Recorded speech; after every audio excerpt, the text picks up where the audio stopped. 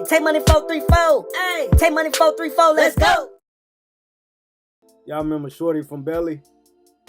He was like the little 12-year-old kid Nas was talking to on the bench that was smoking and had the blicky on. Well, in real life, he got locked up when he was like 13, and he been locked up most of his life. So he said about 20-some years, and he out now. He like homeless. I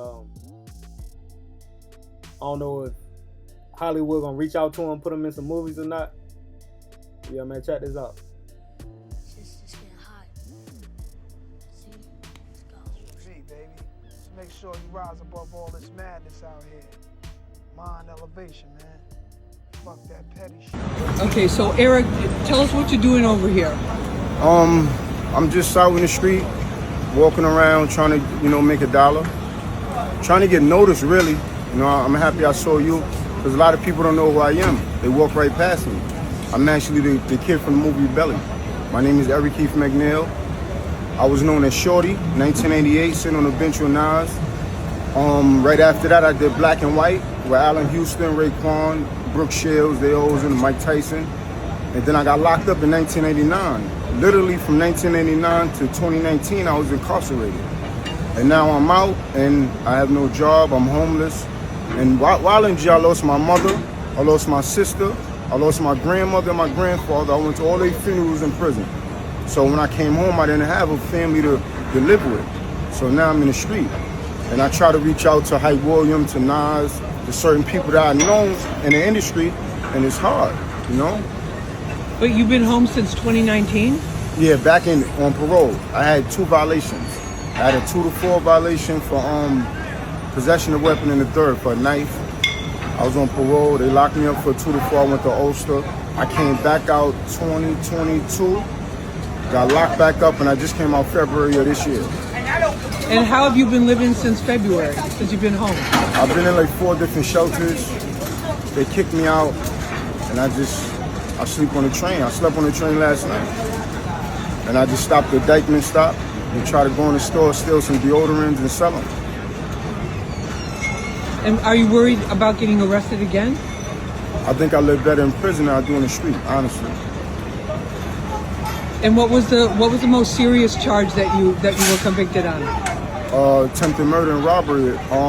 My friend went up to a cop undercover, tried to rob him. He pulled his gun out and shot my friend, and I shot back at him. It made the news and everything. The helicopter landed on top of the building.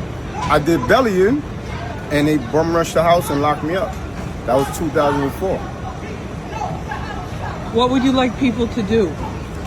Like you say, you're reaching out to people, but I would like to tell my story.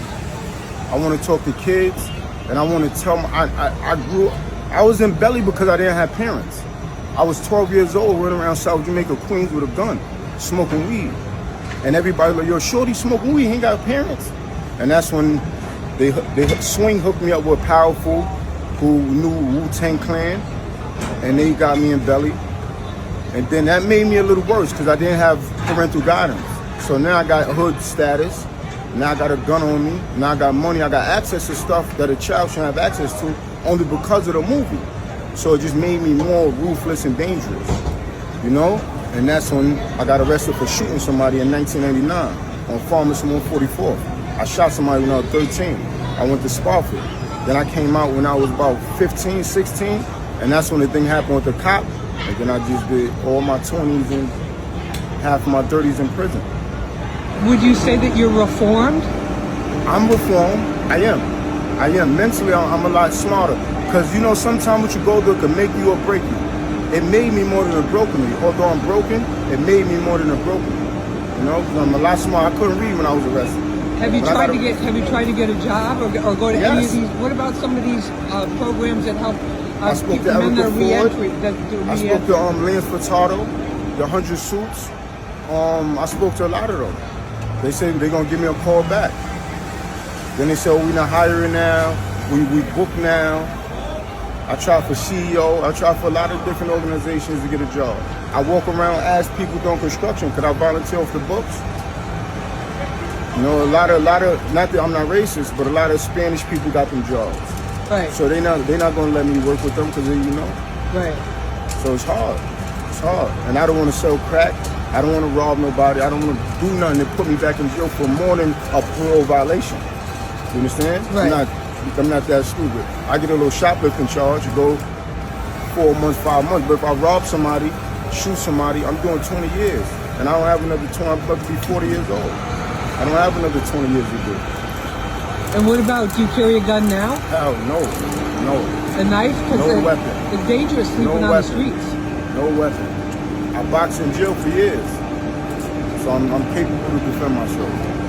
But I don't do drugs. I don't carry weapons. I just drink. I drink all day. What do you think when you came out and you see, like, especially now, all these, the gang, you know, all the gang violence and how much it's grown and how much it's affected with the youth? But some of them. This is something I want to. This is something I want to target. When I was in prison, I started a non-profit called Step Up, striving to end peer pressure, uniting positive people. I created that myself. When I came home, I didn't have nothing but an EBT card and release papers. You know, I wanted to talk to kids about that because if there's no leadership. When I grew up, I had the 5%ers, and they taught me how to, read this book. You want to smoke weed? Read this book. You want to do this? Do this. Something educational. Now they don't do nothing. They listen to drill music. Everybody looks the same, do the same, and no one chasing a facade. Because reality's going to hit you. When reality hits you, and you're going to be knocked off your feet. And it did to me. When I was a kid, people used to tell me, stay in school, do this. I didn't listen to them. Now look at me, I'm about to be 40 with nothing. Homeless, no family, no nothing. Now if I listened to them when I was 12, 13, I probably would have been a millionaire right now. You understand? So that's something I want to talk to kids about. All of this is a facade. You got one life, and you have to live that to your full capacity. Right. And that's not chasing this out here. And that's what I want to talk to kids, especially me being who I am. Yeah, listen. Oh, you did, like Bobby Smurda. He always talk about me. Yo, the little kid from the movie made me smoke weed. So if it impacted Bobby Smurda, imagine how many other kids watching me on that bench and want to pick up a gun. Right. Like, do they know what I went through after that? Right. And what it did to your life, and what in reality it did to your life. That's what I want to talk to them about. Well, thank you for talking with me. You're welcome. I appreciate it. I respect you and love you, Celebs. Thank you so much. Thank you so much. You're welcome.